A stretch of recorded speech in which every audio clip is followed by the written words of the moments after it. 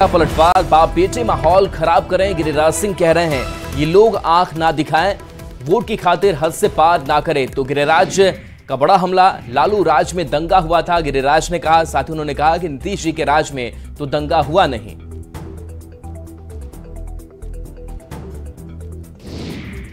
ईंट से ईंट बजा देंगे, ये पागल की तरह ईंट से ईंट बजा देंगे।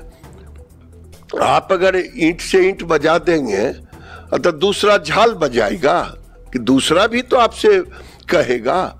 आप दोनों पिता पुत्र सुबह शाम फुलवारी शरीफ में मजार पर जाइए ना, माथा पर टोकरी लेके, कौन रोकता है? लेकिन हिंदुओं को गाजर मुराई समझे हैं कि ईंट से ईंट बजा देंगे जबरदस्ती। अररिया सांसद प्रदीप सिंह के बयान पर ओवैसी की पार्टी AIMIM के बिहार प्रदेश अध्यक्ष अख्तरुल ईमान ने कड़ी प्रतिक्रिया दी है। उन्होंने आरोप लगाया कि बीजेपी और उनके समर्थित लोग सीमांचल के माहौल को खराब करना चाहते हैं, लेकिन सीमांचल में उनकी साजिश सफल नहीं होगी। हर आदमी को इस बात की इजाजत है कि वह अपने धार्मिक आस्था और आदर्शों का पालन करे। साथ ही उसका दायित्व है कि दूसरों के धार्मिक आस्था, उनके धर्म स्थली, उनके धर्म ग्रंथ और उनके धर्म गुरुओं का आदर करे। इस आदर्शपूर्ण माहौल को अगर कोई बिगाड़ना चाहता है तो सीमांचल की जनता कभी भी उसको इजाजत नहीं देगी। कान खोलकर इन नेताओं को सुन लेना चाहिए। सीमांचल के लोग भूखे रह सकते हैं, बदन पे कपड़े नहीं हो बर्दाश्त कर सकते हैं, लेकिन उन्माद को कभी बर्दाश्त नहीं कर सकते। और इस बीच झारखंड विधानसभा चुनाव से जुड़ी बड़ी खबर है, जहां हेमंत सोरेन कल नॉमिनेशन करेंगे। बरहेट से चुनावी मैदान में हेमंत सोरेन हैं। कल्पना सोरेन गांडेय सीट के लिए कल नामांकन करेंगी। तो अमर बावरी भी कल नामांकन का पर्चा भरेंगे। तो जेएमएम के ये प्रत्याशी जो कल नॉमिनेशन करेंगे, चंदन कियारी से चुनावी मैदान में अमर बावरी है, तो सीपी सिंह भी कल नामांकन करेंगे। इसके साथ खबर है कि 28 अक्टूबर को बाबूलाल मरांडी भी नामांकन करेंगे। तो दोनों दलों की तरफ से नॉमिनेशन किया जाना है। 25 अक्टूबर को बिरंचित नारायण का नामांकन होगा, तो नवीन जायसवाल भी कल नामांकन करेंगे। 25 अक्टूबर को लेकर खबर की चंपाई सोरेन और लोबिन हेम्ब्रम भी नामांकन दाखिल करेंगे। और रांची से बड़ी खबर आ रही है, जहां झारखंड में हम पार्टी की तरफ से ऐलान किया गया है। जीतन राम मांझी आज ऐलान करने वाले हैं। हम के उम्मीदवारों को लेकर लिस्ट जारी किया जाएगा। जीतन राम मांझी की तरफ से विधानसभा चुनाव के उम्मीदवारों की घोषणा जो है वो हम की तरफ से की जाएगी, जिसमें जीतन राम मांझी ऐलान करते हुए दिखेंगे। हम के उम्मीदवारों की लिस्ट आज जारी होगी विधानसभा चुनाव के मद्देनजर। और कोडरमा से बड़ी खबर, जहां 3 दिन के पेरोल पर कोडरमा सुभाष यादव पहुंचे। इस बार चुनाव भी लड़ने जा रहे हैं। कार्यकर्ताओं के साथ मिलने का सिलसिला जारी है। कोडरमा से आरजेडी उम्मीदवार सुभाष यादव हैं, तो जेल से ही यह चुनाव लड़ेंगे। सुभाष यादव कल अपना नॉमिनेशन दाखिल करेंगे। सुभाष यादव को मार्च में बिहार में ईडी के रेड के बाद गिरफ्तार किया गया था, जिसके बाद से वो बिहार के जेल में बंद थे। तो झारखंड विधानसभा चुनाव से जुड़ी हुई एक और बड़ी खबर, टिकट कटने पर जेएमएम के जो विधायक हैं दिनेश विलियम मरांडी, वो नाराज चल रहे हैं, भड़कते हुए नजर आए। दिनेश मरांडी ने जेएमएम पर जोरदार हमला किया और कहा कि गुरुजी को साइमन मरांडी ने राजनीति में लाया और दुमका से चुनाव लड़वाया। वे चुनाव जीते और राजनीति में आगे बढ़े, लेकिन मेरे साथ उनके परिवार ने धोखा किया है। आपके परिवार से 4 लोग चुनाव लड़ेंगे और साइमन मरांडी से एक भी नहीं चुनाव लड़ेगा। साइमन मरांडी के बेटे हैं दिनेश विलियम मरांडी, जिनकी तरफ से नाराजगी जाहिर की गई। दिनेश विलियम मरांडी को इस बार टिकट नहीं दिया गया। तो जेएमएम पर भड़कते हुए दिनेश मरांडी नजर आए। उन्होंने कहा कि भाई राजनीति में आप आए, चुनाव जीते और राजनीति शुरू की, उसमें आप साइमन मरांडी ने राजनीति में आपको लाया था। गुरुजी को लेकर एक बड़ा बयान जो है वो दिनेश मरांडी की तरफ से दिया गया कि आपकी राजनीति की शुरुआत अगर किसी ने कराई, आपको राजनीति में किसी ने पदार्पण कराया, तो साइमन मरांडी ने कराया था। आपका राजनीतिक करियर शुरू होता है, आप चुनाव जीतते हैं, राजनीति में आगे बढ़ते हैं, आपका कद बढ़ता है। आपके परिवार से 4 लोग चुनावी मैदान में उतर सकते हैं, वो लड़ सकते हैं, और साइमन मरांडी के परिवार से एक भी नहीं।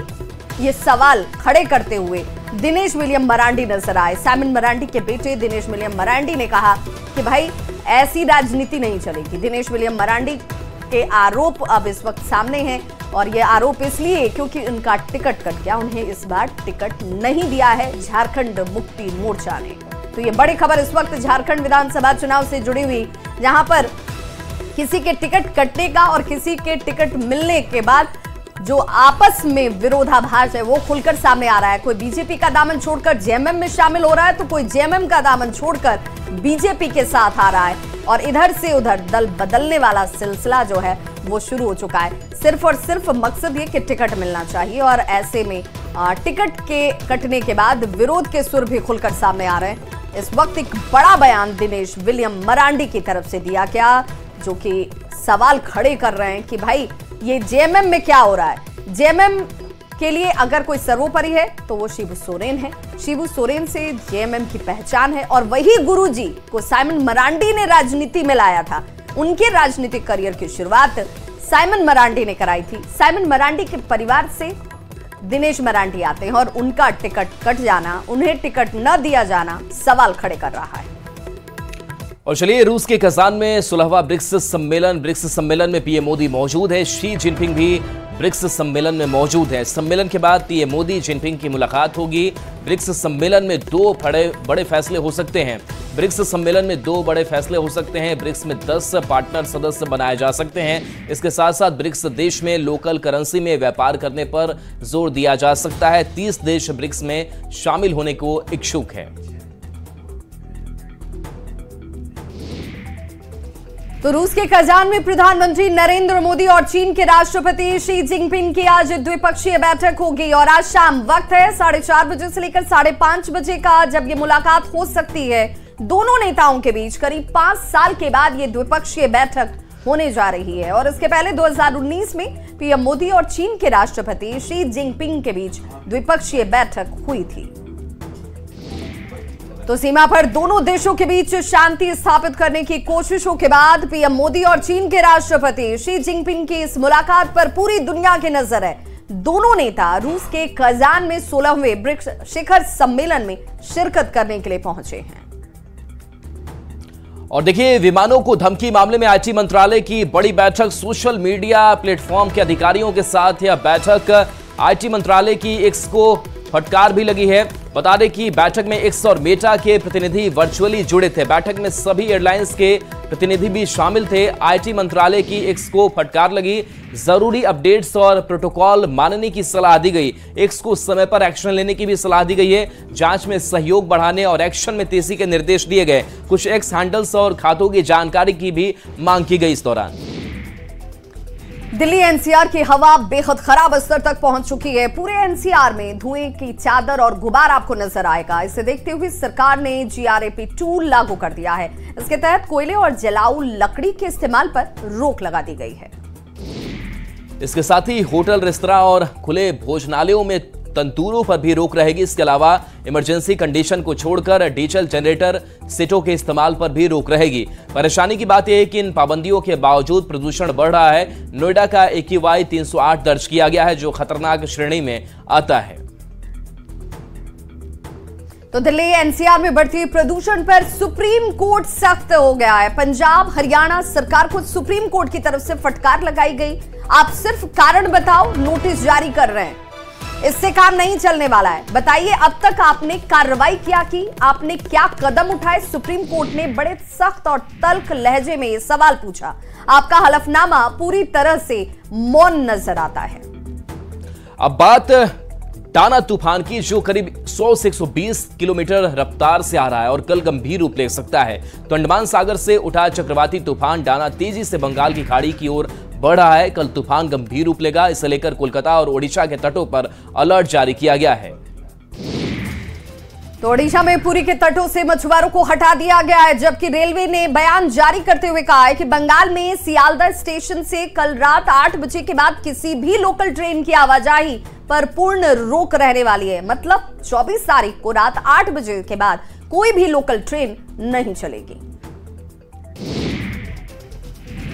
बंगाल की खाड़ी के ऊपर बने दबाव की वजह से चक्रवाती तूफान आने की आशंका मौसम विभाग ने जताई है। मौसम विभाग की माने तो डाना तूफान 24 की रात या 25 अक्टूबर की सुबह ओडिशा और बंगाल को पार करेगा। और यही वजह है कि हवा 100 से 120 किलोमीटर प्रति घंटे की रफ्तार से चल सकती है। इस तूफान का असर बिहार पर भी पड़ सकता है और कुछ जिले में बारिश हो सकती है। बिहार में डाना तूफान का असर 24 से लेकर 26 अक्टूबर तक दिख सकता है। और रांची से बड़ी खबर, जहां तबाही मचाने चक्रवाती तूफान डाना आ रहा है। झारखंड में मौसम विभाग का अलर्ट है। रांची में आज से डाना का असर दिखना शुरू हो जाएगा। 40 से 50 किलोमीटर प्रति घंटे की रफ्तार से यहां हवा चलेगी। ठनका गिरने की भी संभावना है। अलर्ट जारी किया गया है। 26 अक्टूबर तक डाना का असर देखने को मिल सकता है। पूरा पूर्वी भाग है, वहाँ पे गर्जन वज्रपात की स्थिति देखने को मिल सकती है। और 23 तारीख शाम से ही आप देखेंगे कि झारखंड में बादल आने लगे हैं और खासकर पूर्वी भाग में बारिश के साथ में गर्जन वज्रपात की स्थिति। और कोयलांचल धनबाद से बड़ी खबर इस वक्त, तेज आवाज के साथ धरती फट गई। जहरीली गैस का रिसाव यहां से हो रहा है। गोफ से ये जहरीली गैस जो है वो निकल रही है। आग का गुब्बार निकल रहा है। गोफ स्थल के पास हजारों लोग रहते हैं। घटना के बाद इस इलाके में लोगों के बीच दहशत का माहौल साफ तौर पर नजर आ रहा है। तो स्थानीय लोग आरोप लगा रहे हैं कि आउटसोर्सिंग कंपनियों और अवैध कोयला खनन के कारण क्षेत्र में गोफ बनने की घटनाएं हो रही है। बीसीसीएल कतरास एरिया 4 के चैतुडी कोलियरी के पास का यह मामला है। कर्नाटक की राजधानी बेंगलुरु में एक बड़ा हादसा हुआ है। बेंगलुरु में भारी बारिश के बीच एक निर्माणाधीन इमारत ढह गई। इस घटना में मरने वालों की संख्या बुधवार सुबह बढ़कर 5 हो गई है, क्योंकि मलबे को हटाने और फंसे हुए लोगों को बचाने के प्रयास लगातार जारी हैं। अधिकारियों ने कहा कि 5 लोग घायल हुए हैं और अब तक 13 लोगों को बचाया गया है। मलबे में बिहार के लोगों के दबे होने की भी बात कही जा रही है। बिहार के बेगूसराय के रहने वाले वकील पासवान का कहना है कि वो भी इस बिल्डिंग में काम करते थे और हादसे के समय उन्होंने अपनी जान मंजिल से कूदकर बचा ली थी, लेकिन और उनके चाचा अभी भी बिल्डिंग के मलबे में फंसे हुए हैं। बता दें कि घटना मंगलवार दोपहर को बेंगलुरु के पूर्वी हिस्से में होरामाऊ अगरा इलाके में हुई थी। अधिकारियों के मुताबिक जब घटना हुई थी तो इमारत के अंदर करीब 20 लोग थे। फिलहाल अभी तक 5 लोग के शव बरामद हुए हैं। 5 घायल हैं, जिनमें से 4 को अस्पताल में भर्ती कराया गया है और 7 मंजिला इमारत से राहत बचाव काम तेजी से हो रहा है। हादसे के बाद 7 लोग अभी भी लापता हैं। राहत और बचाव का काम जारी है। हमारा चाचा उसमें दबा हुआ, उसी के ज्वार में मैं काम कर रहा है। मैं 6 फ्लोर पर ऊपर से कूद गया था, हम लोग बैठ गए, हाथ गोर फूट गया, मैं बैठ गया ऊपर और हमारा चाचा वही में दबा हुआ है।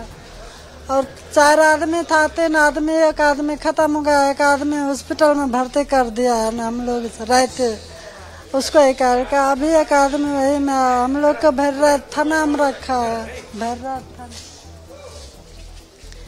थाना में रखा है, हमको भर्रा था। हम लोग मजदूर आदमी लेबर है, हम लोग मिस्त्री, हमको चाचा दबा है।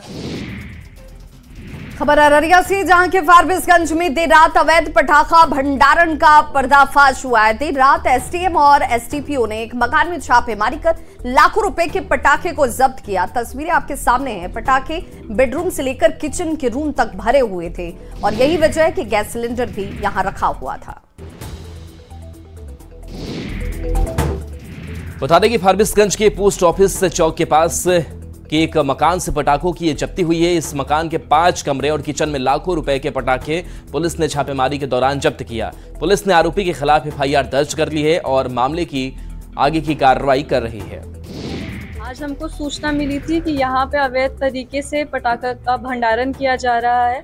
तो यहाँ पे पुलिस के साथ जब हम पहुँचे तो हमको पता चला कि 2 दुकान, एक मुरली मनोहर कलेक्शन के ऊपर और दूसरा ये जो दुकान है, यहाँ पे पटाखे रखे गए हैं, कोई लाइसेंस नहीं है। उसके बावजूद यहाँ पे पटाखे पाए गए हैं, तो उसको सीज कर लिया गया है और सीजर लिस्ट बना के उसको थाना भेजा जा रहा है।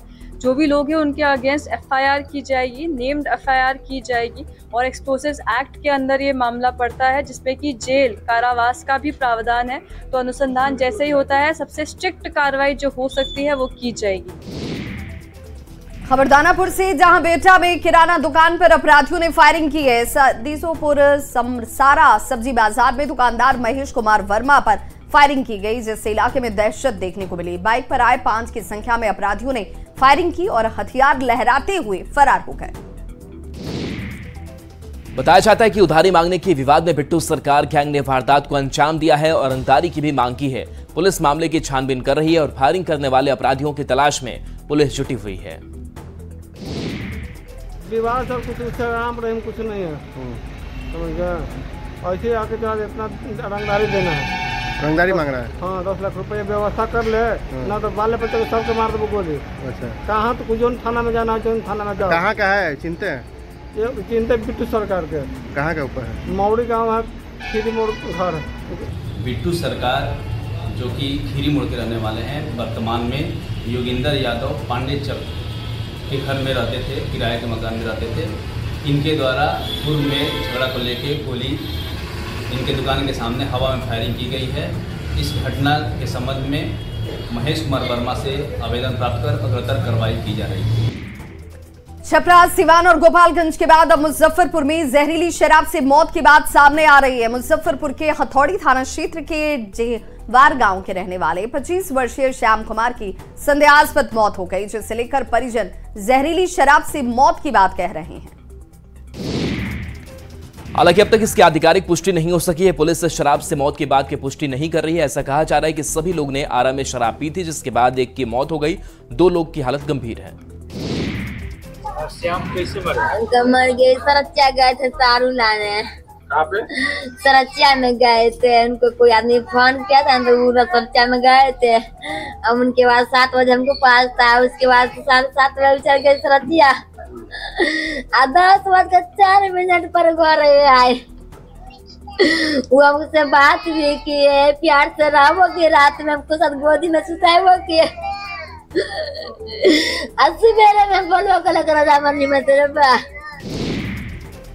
नई दिल्ली सिविल लाइंस में श्री विद्या कोटी कुमकुमार्चन महायज्ञ में शामिल होने बीजेपी के पूर्व प्रदेश अध्यक्ष संजय जायसवाल पहुंचे। उन्होंने कहा कि हम हिंदू धर्म के पुनर्जागरण का काम कर रहे हैं।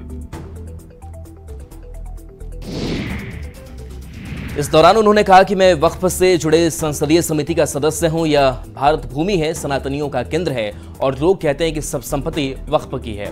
उन्होंने कहा कि हिंदू धर्म के खिलाफ बहुत साजिश हुई है, लेकिन संतों की तपस्या के कारण सब ठीक है।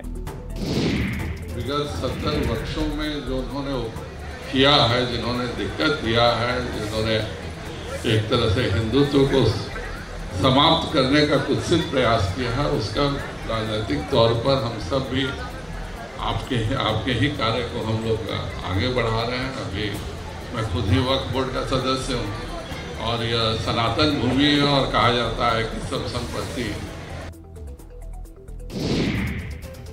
नई दिल्ली सिविल लाइंस में स्वामी अभिषेक ब्रह्मचारी के मार्गदर्शन में आहूत श्री विद्या कोटी कुमकुमार्चन महायज्ञ के तीसरे दिन बिहार बीजेपी के पूर्व प्रदेश अध्यक्ष संजय जायसवाल शामिल हुए। साथ ही बीजेपी सांसद नीरज शेखर ने भी इस महायज्ञ में भाग लिया। इस महायज्ञ का आयोजन युवा चेतना प्रमुख रोहित कुमार सिंह ने किया।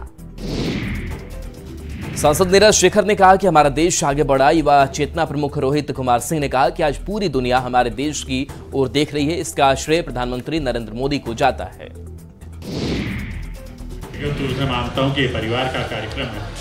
मुझे बहुत खुशी है और मुझे पूरा विश्वास है इस यज्ञ से न केवल इस क्षेत्र में बल्कि पूरे देश में शांति और हमारे परम पूजनीय वेदांती जी का सब लोग जानेंगे, उनको पहचानेंगे, उनके जो दिखाए हुए मार्ग पे चलने का प्रयास करें। मैं फिर से सब लोग का आभार व्यक्त करता हूँ, विशेषकर रोहित जी का, अपने परम पूजनीय महाराज जी के चरणों में नमन करता हूँ। इस बुलेटिन में बस इतना ही, लेकिन न्यूज़ 18 बिहार झारखंड पर खबरों का सिलसिला लगातार जारी है।